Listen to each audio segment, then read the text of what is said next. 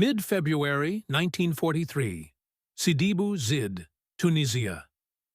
The desert wind swept across dunes and shattered rocks, carrying the faint echo of distant engines. A captured M4A1 Sherman tank rolled to a halt, its American star barely visible beneath a crudely painted black cross. Around it, officers from Germany's Heavy Panzer Battalion 501 gathered in the sand, their eyes fixed on the prize that had fallen into their hands. The Sherman was still warm from battle, its hull scarred by gunfire, its treads caked with sand. Moments earlier, it had fought bravely for the U.S. II Corps, until mechanical failure and a German ambush ended its run. Now, under the harsh North African sun, German tank specialists circled it like scientists examining a specimen. To the Germans, this wasn't just a captured vehicle. It was a window into the enemy's engineering. The M4A1 was new to the theater, faster than the British Grants, and tougher than anything Rommel's men had faced so far.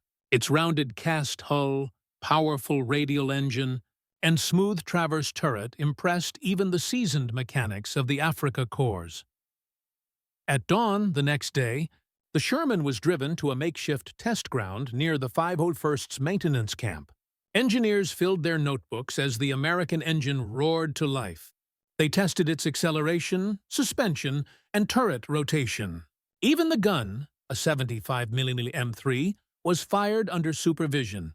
Dust and smoke clouded the air, as the Germans noted its surprising accuracy and ease of use. The Germans quickly compared it to their own tanks, the Panzer III, the Panzer IV, and their prized Tiger.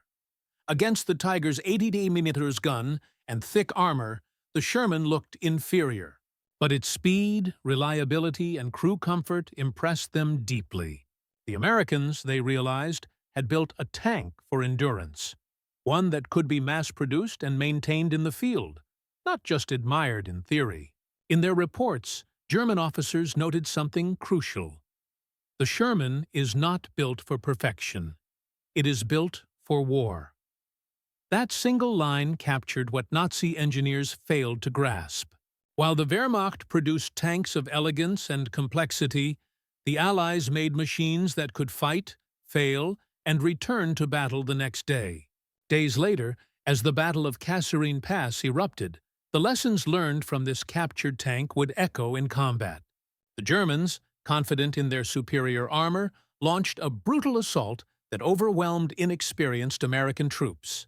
But behind the defeat, the U.S. Army began absorbing every mistake and every observation into its doctrine. Within months, improved Shermans rolled off assembly lines back home. Up-armored, re-engined, and equipped with better ammunition, they began returning to the front in greater numbers. What the Germans had dismissed as a clumsy tank became the backbone of Allied armor. A machine that fought in every climate, on every front, until the end of the war. For the German Panzer Corps, the lesson came too late. Their fascination with perfection, with mechanical artistry, slowed their production. Meanwhile, the Allies flooded the battlefield with Shermans. One might burn, another might break down, but 5 more would appear behind it. The desert experiment at Sidi Bou Zid had revealed a truth about modern war. Quantity and reliability would defeat elegance and precision. That captured Sherman in Tunisia never returned to American hands. But its brief service under a foreign flag taught both sides something vital.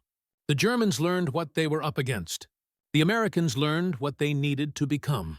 And in that lesson, the balance of armored warfare began to shift. From desert sands to the hedgerows of Normandy, and eventually to victory.